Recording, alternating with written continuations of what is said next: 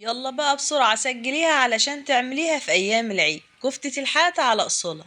وكل عام ومشاهدين مطبخ ياسمين طيبين وبخير، بتكات وتركات أول مرة على اليوتيوب. كل اللي هيدوقها هيقولك عملتيها ازاي، وهقولك على كل التفاصيل اللي تخليكي تعمليها ناجحة من أول مرة، وازاي تطلع معاكي هشة ومستوية وفي نفس الوقت طرية وجوسي من جوه. يلا بينا نشوف الطريقة والمقادير من مطبخ ياسمين جنيد، ولايك وشير لو عجبكم الفيديو. أول حاجة نسمي الله ونصلي على الحبيب صلى الله عليه وسلم. مقاديرنا هتكون على قد نص كيلو من اللحم، عليه حتة ملبس، وياريت بقى كمان تكون حتة من اللي علشان تحس إنها بطعم الكفتة الضان. في الكبة هنزل ببصلة حجمها وسط، ولو ما عندكيش كبة تقدري تعمليها بالمبشرة أو بالسكينة، تحاولي كده تقطعيها ناعم خالص. وقرنين شط حمرا أو خضرا المتوفر عندي، وخمس فصوص من التوم، ونص حزمة من البقدونس الأخضر. هقطعهم كده بالسكينة وافرمهم بقى في الكبة واركنهم على جنب.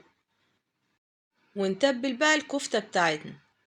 أول حاجة هضيف ملح وفلفل، ومعلقة كبيرة من بهارات الكفتة بتجيبيها جاهزة كده من عند العطار، ومعلقة صغيرة بهار لحم، ومعلقة كبيرة من البهار المشكل فلفل وكمون وكزبرة، ومعلقة صغيرة بابريكا، ومعلقة صغيرة توم باود، ومعلقة صغيرة بصل باود، ونص معلقة صغيرة من السبع بهارات. وقلبها بقى كده تقليبة معتبرة لما الكفتة بتاعتنا كده تتغلغل في التوابل وتتشرب منها. بعد بقى ما اقلبها كويس، دلوقتي بقى ننزل بالخضار بتاعنا اللي فرمناه في الكبة قبل كده، وهقلبها مع الكفتة. طبعا الخضار بتاعنا ده هينزل نسبة سوائل، علشان نمتص كمية السوائل اللي هتنزل في الكفتة. هقول لكم بقى هنضيف ايه. لو وصلتوا معايا لحد هنا ياريت ما ننساش الصلاة على الحبيب، ودعم للقناة بالاشتراك من على اليوتيوب مطبخ ياسمين جنيد. دعمكم للقناة هيفرق معايا كتير.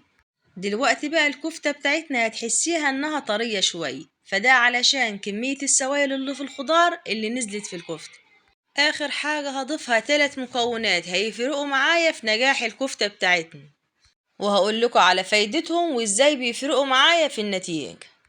هضيف معلقة من النشا، ومعلقة ونص من الدقيق، ونص معلقة صغيرة من البيكنج باودر، وأقلب كل المكونات مع بعضها لما يندمجوا ويكونوا كده عجينة واحد. دلوقتي بقى يا ست الكل هجاوبك على كل الأسئلة اللي محيراك.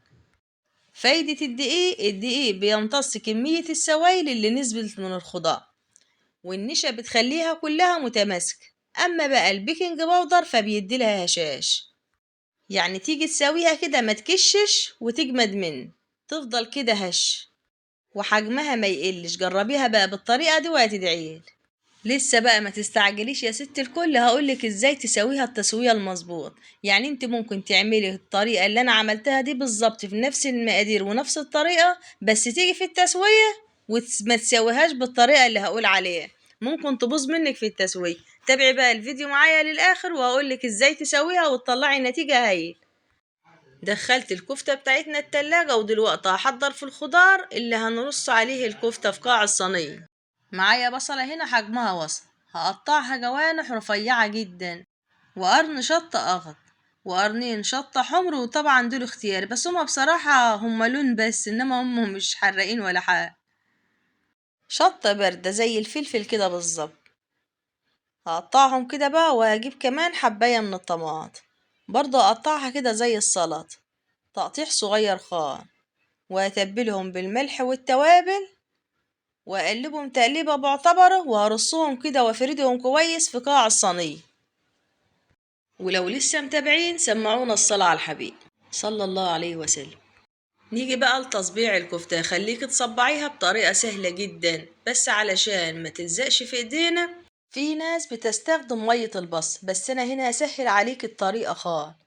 مش هنحتاج غير عصير طماطمية واحد، هضيف لها الملح المظبوط، ونص معلقة صغيرة من البهار المشك فلفل وكمون وكزبرة، وأقلبهم كويس ونركنهم على جنب. نيجي بقى لتصبيع الكفتة. هنستخدم المعلقة، هبل ايدي كده في عصير الطماطم، واخد حتة كده على قد صابع الكفتة اللي انا هعمله، واحاول بقى بايديا كده واظبطها على ايد المعلقة بالظبط، واجي سحباها وارص في الصينية. سهلة جدا وما بتاخدش وقت. ببل ايدي في عصير الطماطم واصبعها كده على قد المعلقة بالظبط، واسحبها بشويش خالص وارصها في الصينية. احب بقى اقول لكم كده على كلمتين واحنا شغالين. انا بشتغل على اليوتيوب من 2021 ولحد دلوقت ما بيشاهدنيش غير القليل. نفسي قناتي تكبر ويشاهدها عدد كبير، واحس ان تعبي مش على الفاضي، يعني بتعب والناس كلها بتستفيد. خصوصا ان انا ظروفي الصحية مش قد كده، يعني بتعب جدا في الوقفة والتصوير. ولو هتقولوا لي ليه بتتعبي نفسك مادام مش قادرة، هقولك والله العظيم نفسي الكل يستفيد، لان انا هدفي الاول والاساسي ان الكل يطبق اي فكرة انا بنفذها لولادي. لان انا قبل ما اعمل صفحة اصلا وقبل ما افكر ان انا اعمل قناة طبخ على اليوتيوب، كنت كل لما اعمل فكرة او اطبق وصفة وتطلع ناجحة معايا كنت لازم أنا اطلع اوريها الجيران واخليهم ينفذوها بنفس الطريقة اللي انا عملتها بيها، واحب الكل دايما يستفيد. فطبعا الكلام ده كان لجيران وقرايب، لحد ما فكرت ان اعمل قناة على اليوتيوب. ولو ما حققتش فلوس مالية لحد دلوقت فده ما بيفرقش معايا كتير، انا اهم حاجة عندي الاجر والثواب من ربنا، انك تعملي الوصفة وكفاية بس انك بتدعيلي وتفرحي ولادك وجوزك، دي عندي بقى حاجة تانية خالص. والله العظيم زي ما بقولكوا كده بالظبط. والله العظيم وكل لما اجي اقول مش هصور تاني تخطر على بالي فكرة واقول انزلها للمشاهدين، بس بزعل لما ما بيشاهدهاش عدد كبير. نفسي الكل يستفيد بأي فكرة أنا بعملها. بعصير الطماطم اللي اتبقى معايا بالفرشة كده بقى وهدهن وش الكفتة بتاعتنا. وممكن تستغني عن الخطوة دي خالص. في الوقت ده بقى الكهرباء كانت فصل. بالسكينة كده بقى بطرف السكينة وهعلم عليها خطوط زي اللي انتوا شايفينها دي بالظبط. بصراحة كان نفسي اوريها لكم بس الكهرباء كانت فاصلة. انا دلوقتي وانا بصور كده في الفرن في البوتاجاز وهي بتستوي، فده على نور الفلاش بتاع التليفون، كانت برضو الكهرباء لسه ما جاتش. هكلمكم بقى عن التسوية واخليكم ازاي تسووها بطريقة ناجحة.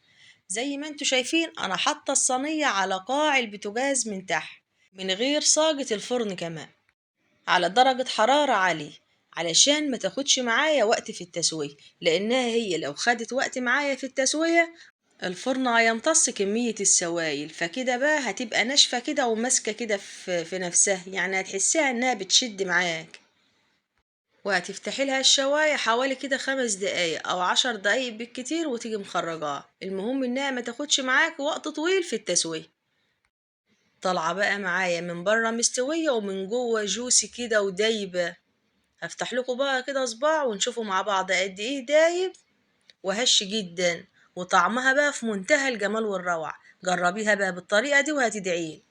يا رب الفيديو يكون عجبكم، وما تنسوناش بلايك وشير واشتراك في القناة من على اليوتيوب. ولو أول مرة تشوفوني ده مطبخ ياسمين جنير، ولايك وشير لو عجبكم الفيديو. سلام يا أجمل متابعين في الدنيا.